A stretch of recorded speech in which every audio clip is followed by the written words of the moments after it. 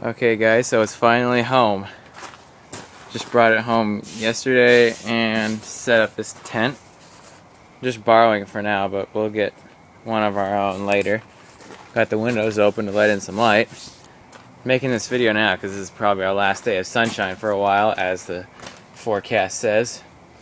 But some of you might have seen this in the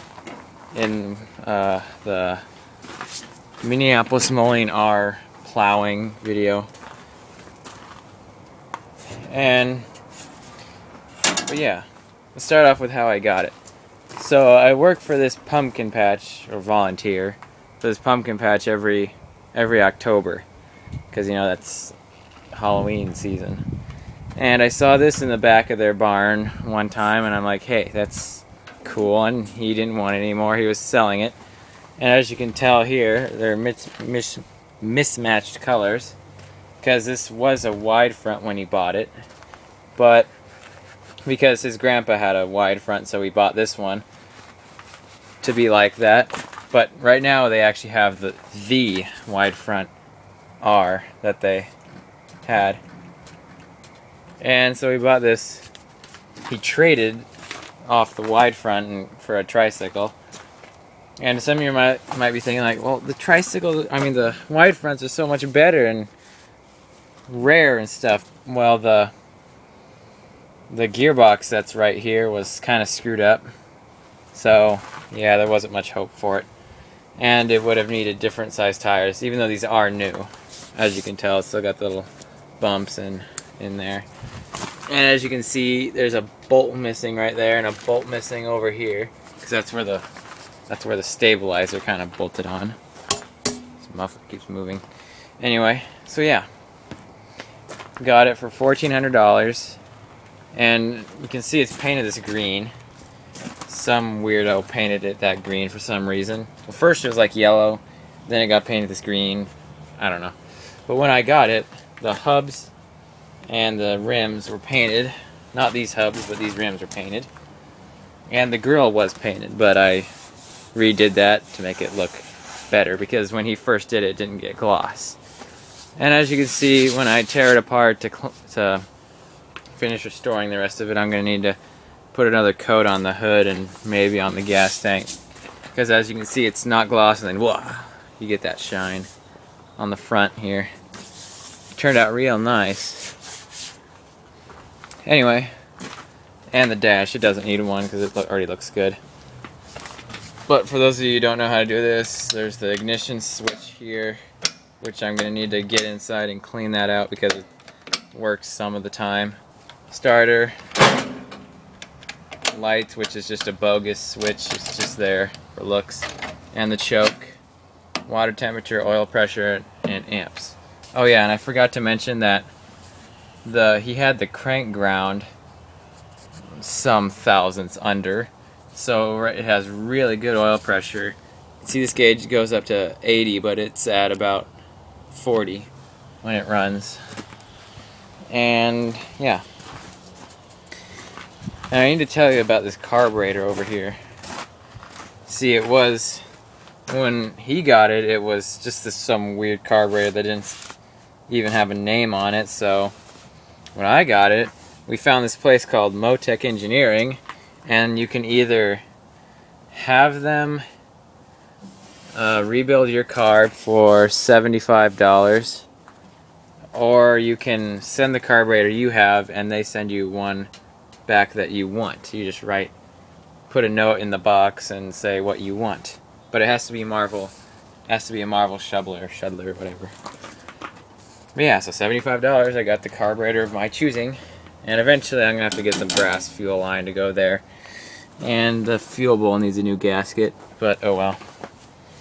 As you can see, I've painted mismatched parts like the clutch, throttle, foot pegs, crank, seat.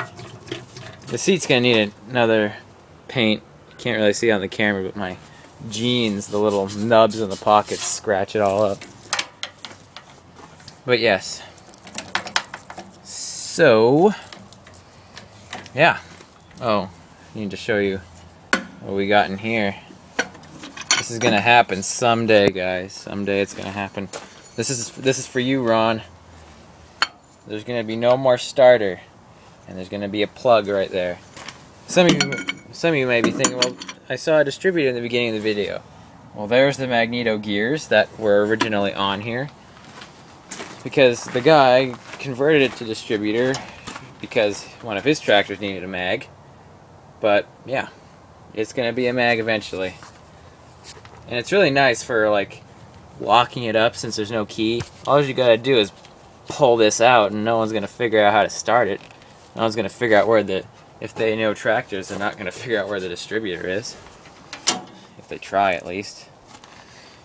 And yeah, it has some bearing noise somewhere. I'm not sure where. Let's see if I can demonstrate. Hang on a sec.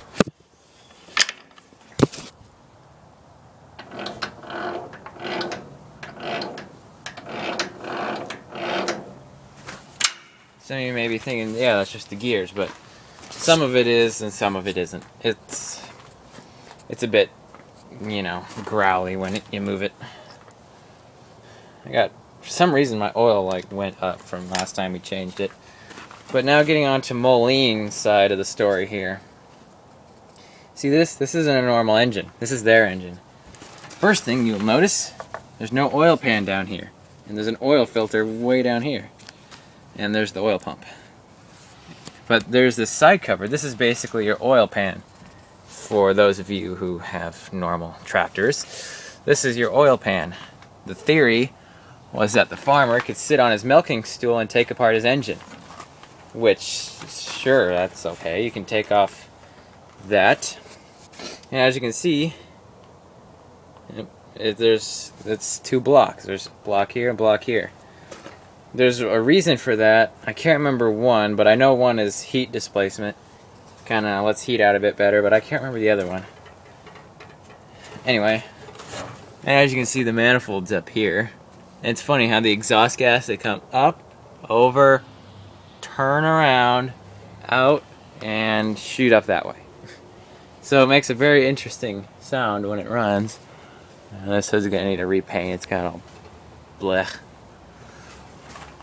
And another thing with these R's in particular is the battery. I can't get a normal 6-volt battery because it doesn't fit. So I had to get an Optima, which is okay because they have more cranking amps. And yeah, sorry for that stop. There's someone walking by. I didn't want to think I was weird. Anyway. Where was I? Oh yeah, talking about the battery. It has more cranking amps, which is good. And it would be able to stand up and down. These Optimas do fit, but that battery terminal over there is a bit too tall. I've had it standing up before, but then I changed out the battery terminal so I could get 1 gauge wire. But that didn't work. Well, it worked, but you know, it's too big. But anyway, as you can see, I'm taking off the starter. Just gonna clean it up a little bit. But yeah, and also, before we take this out to go plowing in plow day, I'm gonna have to go inside the governor and get it fixed because it's going all crazy cuckoo. And yeah, that's pretty much it on this thing. So, I'll make a video of starting it later. At some point. I should probably take the battery off. So you don't want to die. Okay. But yeah, thank you for watching this video, and stay tuned for more. We will be tearing that thing apart again to paint it all up. So thank you for watching. Stupid.